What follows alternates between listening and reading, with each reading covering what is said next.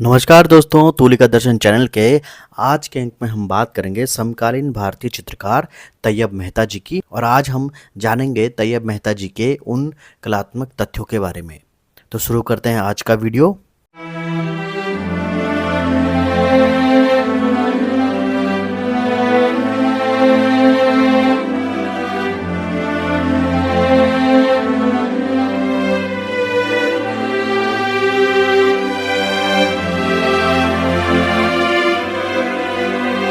तो आज हम देखेंगे तैयब मेहता जी के जीवन से संबंधित उन तथ्यों को जो परीक्षा की दृष्टि से अति महत्वपूर्ण है। अब देखिए यहाँ पर तैयब मेहता जी का जन्म हुआ था 26 जुलाई 1925 को और इनका जन्म स्थान था खेड़ा जिले का कपड़वंज, जो कि गुजरात में आता है। तो ये आप ज़रूर इनकी तिथियों को याद कर लीजिएगा।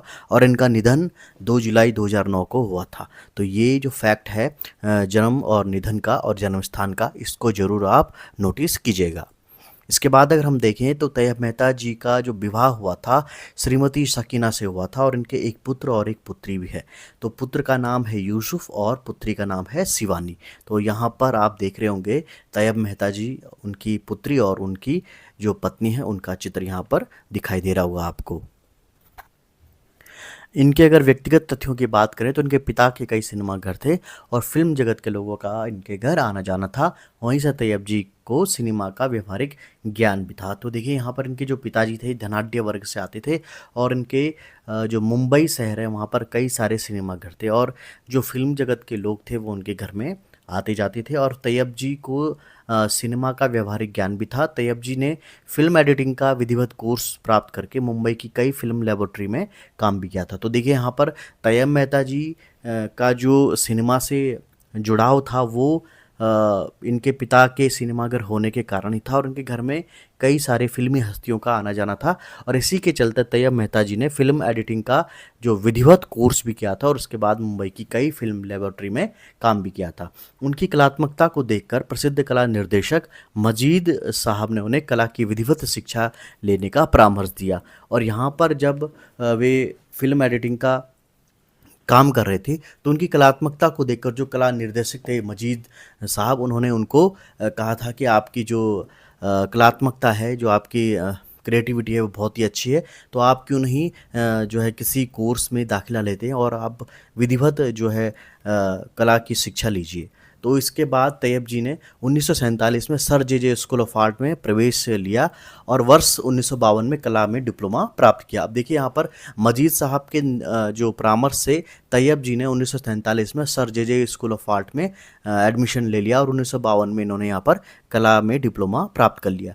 तैयब जी ने इसके बाद लंदन व पेरिस की यात्रा भी की और पाश्चात्य कला को समझा भी। और इसके बाद जब इन्होंने अपनी पूरी कलात्मक जो शिक्षा थी sir J school of art से जब पूरी कर ली तो इसके बाद इन्होंने लंदन और पेरिस की यात्रा भी की और जो भी वेस्टर्न आर्ट थी उसको इन्होंने समझा। तैयब जी ने अपने कला को ब्रिटिश तकनीक से दूर रखा और बंगाल स्कूल शैली से अपनी कला को जोड़ने का कार्य किया। तैयब मेहता जी ने भले ही लंदन और पेरिस की यात्राएं की और पाश्चात्य कला को समझा, लेकिन उन्होंने अपनी कला को जो ब्रिटिश टेक्निक थी उससे दूर रखा और बंगाल स्कूल की जो शैली उस समय जो यहाँ पर समकालीन चित्रकार अपना रहे थे उसी को अपनी कला के साथ में जोड़ा। तैयब जी ने सामाजिक सरोकारों वाले विषयों को भी अपने चित्रों का विषय बनाया। उन्होंने भारत पाकिस्तान के युद्धों व विश्व युद्धों से प्रभावित होकर भी कई चित्रों का निर्माण किया। अब यहाँ पर देखिए कि किस प्रकार के जो उनके जो चित्रों के विषय होते थे वो सामाजिक सरोकारों वाले होते थे, यानी कि जो समाज के जो मुद्दे होते थे उन्हीं को यहाँ पर वो प्रदर्शित करते थे। और उन्होंने भारत पाकिस्तान और जितने भी वर्ल्ड वार हुए, विश्व युद्ध हुए थे, उनसे प्रभावित होकर भी कई सारे चित्रों का निर्माण किया था। 1973 में उन्होंने अपनी प्रसिद्ध चित्र श्रृंखला विकर्ण यानी डायगनल का निर्माण किया। यह चित्र वर्तमान में राष्ट्रीय आधुनिक कला संग्रहालय नई दिल्ली में सुरक्षित है। और इस चित्र के बारे में कहा जाता है कि जब तैयब मेहता जी दिल्ली में थे, निज़ामुद्दीन इलाके में जब रहते थे, तो वहाँ पर जब ये सामाजिक ताने बाने को देख रहे थे, क्योंकि वहाँ पर कई सारे समुदाय के लोग रहते थे, तो कई सारे सांप्रदायिक दंगे भी होते थे। तो उन्होंने इन्हीं चित्रों को लेकर के, इन्हीं विषयों को लेकर के अपना जो ये प्रसिद्ध चित्र श्रृंखला विकर्ण है इसको निर्मित किया था। 1991 में उन्होंने प्रसिद्ध चित्र श्रृंखला गिरती हुई आकृति यानी कि फॉलिंग फिगर का निर्माण किया। 1984 से 1985 तक 2 वर्षों के लिए वे शांति निकेतन में आवासीय कलाकार के तौर पर रहे। अब देखिए यहाँ पर जिस प्रकार से उन्होंने अपने क्षेत्र में अनुभव लेने के लिए वे अलग अलग देशों में घूमे, अलग अलग चित्रकारों के साथ में उन्होंने एग्जीबिशन लगाई, तो उसी क्रम में 1984 से 85 तक 2 वर्षों के लिए वे शांति निकेतन भी जाते हैं और वहाँ पर आवासीय कलाकार के तौर पर रहते हैं और वहाँ जितनी भी शांति निकेतन में कला से संबंधित कार्य चल रहे थे उनका भी वे वहाँ पर अध्ययन करते हैं। 1986 में उन्होंने शांति निकेतन त्रिफलक का निर्माण किया जिसकी माप 444 गुना 209 सेंटीमीटर थी और इसमें 3 पैनल बनाए गए थे और 26 आकृतियां इसमें निर्मित की गई थी। यह त्रिफलक वर्तमान में राष्ट्रीय आधुनिक कला संग्रहालय नई दिल्ली में सुरक्षित है। तो ये भी एक काफ़ी जो मोस्ट इम्पॉर्टेंट जहाँ पे क्वेश्चन बन सकते हैं, तो आप इन फैक्ट को ज़रूर नोटिस कीजिएगा। 1988 में तैयब मेहता जी ने काली श्रृंखला का निर्माण किया और ये जो काली श्रृंखला है, इस काली श्रृंखला से भी कई बार प्रश्न पूछे गए हैं। तैयब मेहता भले ही मुस्लिम थे लेकिन हिंदू पौराणिक साहित्य पर उन्होंने बहुत अधिक चित्र बनाए। महिषासुर मर्दनी, काली जो श्रृंखला है इनकी, वो इसके प्रमाण भी। अब बात करते हैं तैयब मेहता जी की जो महंगी कलाकृतियाँ हैं, जो उनकी महंगी पेंटिंग्स है, उनके ऊपर बात कर लेते हैं। जब भी किसी कलाकार की पेंटिंग ऊंचे दामों में बेची जाती है तब ही समाज के अंदर भी शायद एक फिनोमिना बन चुका है कि जिस कलाकार की पेंटिंग जितनी ज़्यादा महंगी होगी वो कलाकार उतना ही जो है उसको बड़ा माना जाता है। तो यहाँ पर देखिए हम कुछ पेंटिंग्स के ऊपर बात करेंगे जो काफ़ी ऊंचे दामों में बिकी है। तो सेलिब्रेशन इनकी एक पेंटिंग थी जिसे 2002 में क्रिस्टी की न्यूयॉर्क की नीलामी में 1.5 करोड़ में ये बिकी थी पेंटिंग। तो उस समय 2002 में जब ये पेंटिंग 1.5 करोड़ में बिकी थी तो ये भारत की सबसे महंगी पेंटिंग्स की श्रृंखला में एक थी। महिषासुर मर्दिनी भी इनकी एक पेंटिंग है जो 2005 में क्रिस्टी की नीलामी में 1 करोड़ में बिकी। और इनकी एक अन्य पेंटिंग है जेस्चर, 2005 में ओशियान की नीलामी में ये 3.1 करोड़ रुपए में बिकी थी। तो ये पेंटिंग्स जो है इनको भी आप ज़रूर नोटिस कीजिएगा। इसके अतिरिक्त वुमन ऑन रिक्शा पेंटिंग जो 2017 में क्रिस्टी की नीलामी में 22.99 करोड़ रुपए में बिकी है। और काली पेंटिंग जो इनकी जो काली श्रृंखला है, काली जो पेंटिंग है 2018 में सैफरन की नीलामी में 26.4 करोड़ रुपए में बिकी है। इसके अतिरिक्त दुर्गा महिषासुर मर्दिनी पेंटिंग जो श्रृंखला है इनकी 2018 में सौदवी मुंबई की नीलामी में 20.49 करोड़ रुपए में बिकी थी। तो ये काफ़ी जो इनकी महंगी कलाकृतियाँ हैं तैयब मेहता जी की, उनमें से कुछ यहाँ पर हमने प्रदर्शित की हैं। तो आप इन सारे फैक्ट को ज़रूर अपने नोटिस कीजिएगा, अपने नोट्स में स्थान दीजिएगा। इसके अतिरिक्त देख लेते हैं कुछ पेंटिंग्स हैं उनकी जो काफ़ी इंपॉर्टेंट है, जहाँ से प्रश्न आ सकता है। और कई बार पेंटिंग्स को जब हम सिर्फ नाम से देखते हैं तो याद नहीं रहता, लेकिन कई बार जब हम उनके चित्रों को भी देख लेते हैं, उन पेंटिंग्स को देख लेते हैं तो कई बार वो हमें याद रहे। तो इसी क्रम में जब भी मैं किसी भी चित्रकार के ऊपर कोई सीरीज़ बनाता हूँ तो उनकी कुछ जो प्रमुख पेंटिंग होती हैं उनको भी ज़रूर डिस्प्ले करता हूँ ताकि आप लोगों को उस पेंटिंग के बारे में पता चल जाए, आपको विजुअली भी वो पेंटिंग समझ में आ जाए, ताकि आप जब भी किसी पेंटिंग से रिलेटेड क्वेश्चन को सॉल्व करें तो आपको वो रिकॉल होने में आसानी हो। तो यहाँ पर देखिए तैयब मेहता जी की जो सबसे प्रसिद्ध पेंटिंग है वो है काली सीरीज। और काली सीरीज में यहाँ पे मैंने 2 पेंटिंग्स को प्रदर्शित किया है। तो आप देख रहे होंगे कि किस प्रकार तैयब मेहता जी ने यहाँ पर चित्रांकन किया है। तो आप नोटिस कीजिएगा इन चित्रों को, ताकि जब भी कभी आपको इस तरीके के चित्र नज़र आए किसी भी प्लेटफॉर्म पे तो आप फ़ौरन पहचान जाएं कि ये तैयब मेहता जी के चित्र हैं। इसके अतिरिक्त देखिए उनका जो प्रसिद्ध जो विषय रहा वो बुल का था, यानी कि जो बैलों से संबंधित भी उन्होंने काफ़ी सारे चित्र बनाए हैं। तो यहाँ पर एक बुल का चित्र भी उनका प्रसिद्ध चित्र है। इसके अलावा जो उनकी सबसे प्रसिद्ध सीरीज़ थी डायगनल विकर्ण, उसके भी यहाँ पर मैंने 2 चित्रों को प्रदर्शित किया है। और ऐसा माना जाता है कि जब ये डायगनल बनाते थे, यानी कि डायगनल पेंटिंग्स बनाते थे, विकर्ण जो पेंटिंग बनाते थे, तो इसमें पेंटिंग के 2 भाग कर देते थे। तो आपको दिखाई दे रहा होगा। तो ये माना जाता है कि